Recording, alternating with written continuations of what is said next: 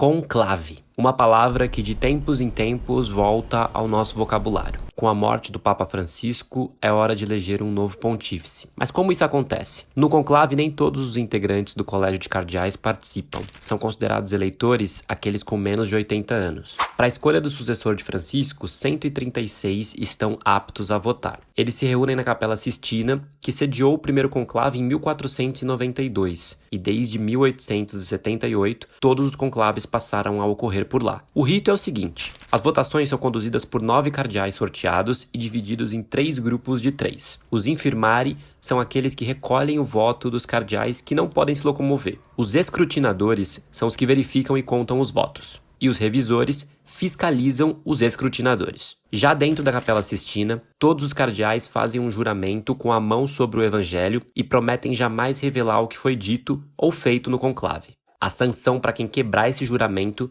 é a excomunhão. A cédula, em geral, tem esse formato: uma marca de dobra e os dizeres em latim: elejo como sumo pontífice meu senhor cardeal, e um espaço em branco para que os eleitores escrevam quem acreditam que deve ocupar o cargo máximo da igreja. O cardeal dobra a cédula, leva até o altar e diz: ponho por testemunha a Cristo Senhor, que me julgará, que dou o meu voto a quem na presença de Deus acho que deve ser eleito. Quando os cardeais tiverem votado, as cédulas vão à mesa de contagem e os votos começam a ser listados. Se por algum motivo o número não corresponder ao de eleitores, elas são imediatamente queimadas e há uma nova votação.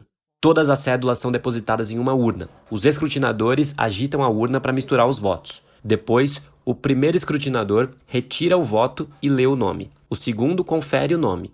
E é o terceiro que anuncia o nome em voz alta e o registra na contagem. Assim, eles fazem o processo de soma dos votos obtidos. Um deles fura as cédulas com uma agulha sobre a palavra eligo, elejo, e as enfia numa linha. Em seguida, amarra as extremidades da linha e põe as cédulas num recipiente. Para ser escolhido, um nome precisa ter ao menos 2/3 dos votos. No caso do conclave que está por vir, são 136 eleitores aptos. Se todos votarem, isso significa que um cardeal precisa chegar a 91 votos para ser eleito papa. As votações vão se sucedendo até que a maioria seja alcançada. Geralmente, são 2 rodadas pela manhã e 2 pela tarde. Depois de 3 dias de votações, caso não haja um resultado, há uma suspensão de 1 dia para o que a igreja chama de pausa de oração. Escolhido o papa, os votos são queimados, e é da chaminé da Capela Sistina que sai a fumaça branca, indicando a eleição do papa. Se ele ainda não foi escolhido, acrescenta-se um produto químico e a fumaça fica preta. Após dar o seu consentimento, o novo papa vai à chamada Sala das Lágrimas, onde ele veste as roupas papais antes de receber os votos de obediência dos cardeais. Ele então se dirige à janela central da Basílica de São Pedro, onde dará sua primeira bênção às pessoas que estiverem na principal praça do Vaticano. Após declarada a sé vacante, que é o período entre o falecimento do Papa e a escolha do sucessor, o conclave é iniciado em um período de 15 a 20 dias. Essa reunião de cardeais foi incorporada ao direito canônico no papado de Gregório X, em 1274. Foi um modo encontrado pela Igreja de apressar o voto dos cardeais para que o posto não ficasse vago por longos períodos. Durante o conclave, os cardeais ficam alojados na Casa Santa Marta. Eles são proibidos de qualquer contato com o mundo exterior. No rito da escolha, os cardeais deixam o alojamento na Casa Santa Marta e cruzam o Vaticano até a Capela Sistina. Aqueles que tenham alguma dificuldade de locomoção se deslocam até lá por meio de um ônibus. As janelas da capela são vedadas por um pano preto durante o período de votação. O perfil do eleitorado mudou bastante ao longo do pontificado de Francisco. Dos 136 aptos a votar, 108 foram escolhidos durante o seu mandato. 23 foram escolha de Bento XVI e apenas 5 ainda são remanescentes do papado de João Paulo II.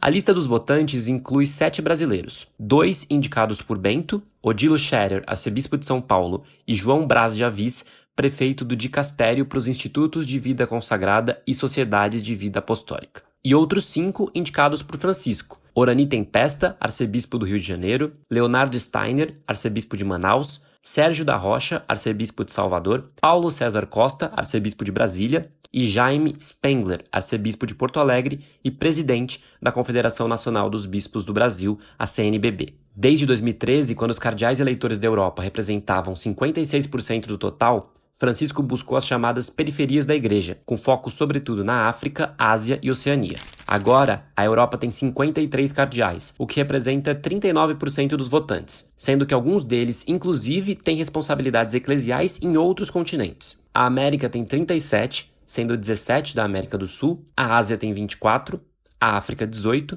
e a Oceania 4. Ao longo dos 12 anos de seu pontificado, Francisco realizou 10 consistórios, que são quando os novos cardeais são nomeados.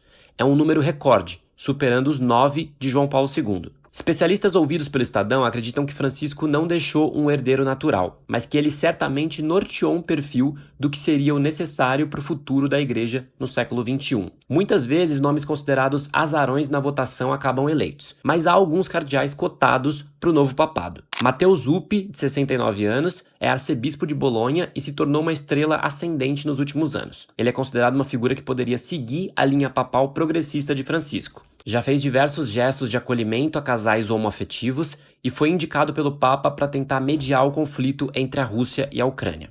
Outro nome forte é o de Pietro Parolin, secretário de Estado do Vaticano. Ele tem 70 anos, esteve sempre próximo do Papa argentino e em diversos momentos foi apontado como um sucessor. Luiz Antônio Tagle, de 67 anos, é mais um que aparece nas listas. De origem filipina, ele é apontado por muitos teólogos como uma versão asiática de Francisco, ou seja, também representaria uma continuidade. Por outro lado, Péter Erdő, arcebispo húngaro de 72 anos, seria uma escolha mais voltada à ala conservadora. Depois do primeiro Papa sul-americano, há também uma parcela da Igreja que defende a escolha de um nome africano. Entre os cotados, o cardeal congolês Fridolin Ambongo e o tanzaniano Portas Rugambwa. Alguma chance para os brasileiros? Na imprensa italiana, o nome de Sérgio da Rocha é apresentado como de alguém que corre por fora na disputa, mas que pode acabar sendo eleito. Uma sequência de 2 papas sul-americanos, no entanto, é tratada pela Igreja como bastante improvável. Nas próximas semanas, o mundo católico volta os olhos ao Vaticano e aguarda o indicativo de Habemus Papam para entender quais serão os rumos da Igreja pós-Francisco.